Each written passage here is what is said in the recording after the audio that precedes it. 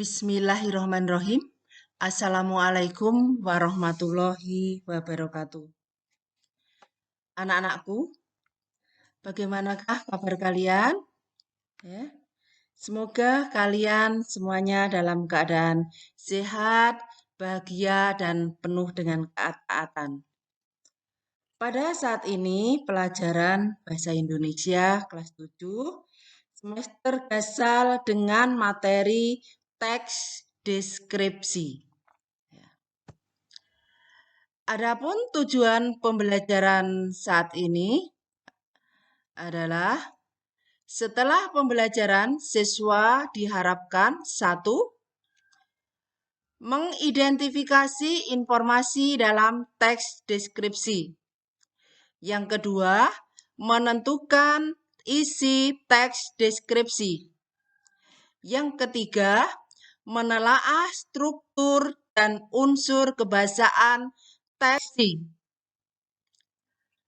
Selanjutnya, apakah teks deskripsi itu? Teks deskripsi adalah suatu teks yang menggambarkan suatu objek dengan kata-kata yang mampu merangsang indera pembaca.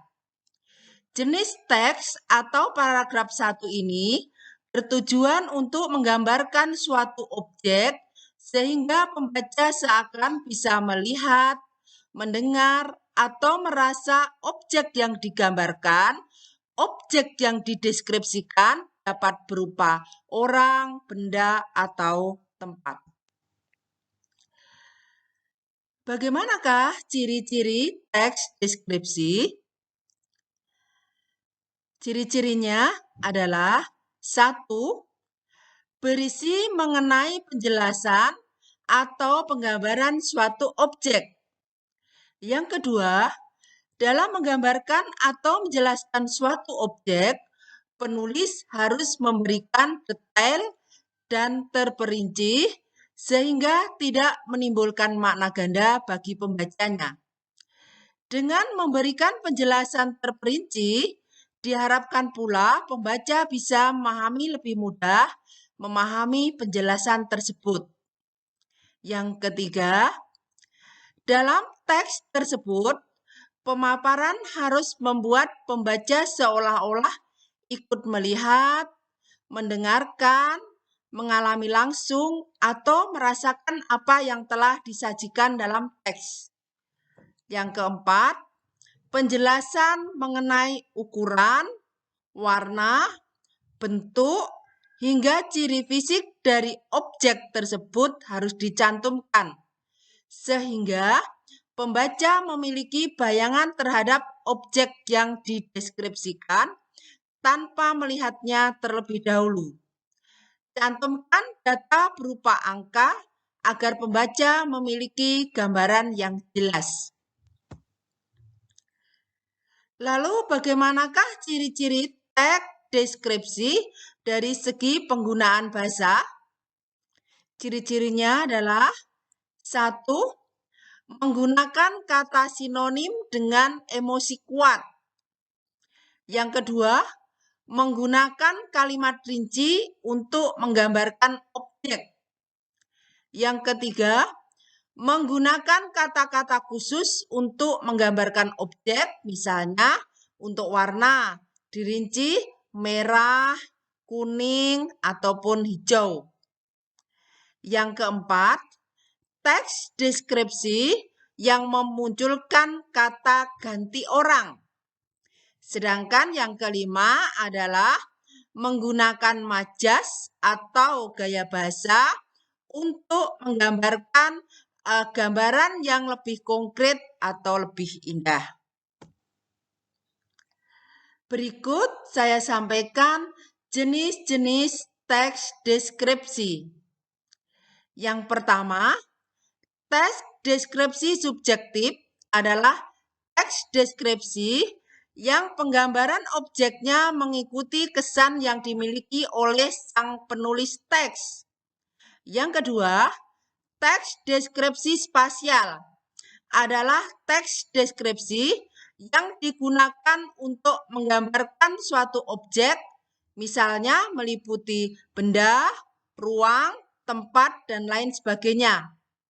Yang ketiga, teks deskripsi objektif adalah teks deskripsi yang dibuat berdasarkan kenyataan objektif tanpa ada penambahan opini dari penulisnya. Bagaimanakah struktur teks deskripsi? Yang pertama, identifikasi atau pernyataan umum. Ini merupakan bagian awal yang berisi tentang gambaran umum objek yang akan menjadi topik bahasan. Yang kedua, deskripsi bagian. Berisi tentang gambaran yang lebih terperinci dan menggambarkan gagasan utama dari gambaran umum, sehingga dapat memberikan efek emosional kepada pembaca melalui apa yang dipaparkan dalam teks, seolah-olah pembaca bisa melihat, mendengar, dan merasakan sendiri apa yang dibaca. Sementara yang ketiga adalah penutup atau kesan. Kaidah kebahasaan teks deskripsi. Kaidah yang dipergunakan adalah yang pertama, menggunakan kata yang merujuk pada nama objek beserta kata-kata ganti persona. Yang kedua, menggunakan kata kerja kopula seperti adalah, ialah, merupakan, yaitu.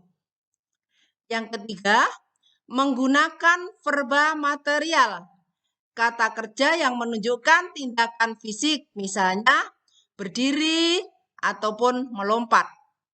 Yang keempat, banyak menggunakan adjektif atau kata sifat yang menggambarkan objek, contohnya putih, bening, bersih, atau panjang. Nah, demikian anak-anakku materi pada teks deskripsi, materi pada pagi hari ini. Semoga bermanfaat. Selanjutnya, bila ada kesalahan dan kekurangan, mohon dimaafkan. Taufik wal hidayah. Wassalamualaikum warahmatullahi wabarakatuh.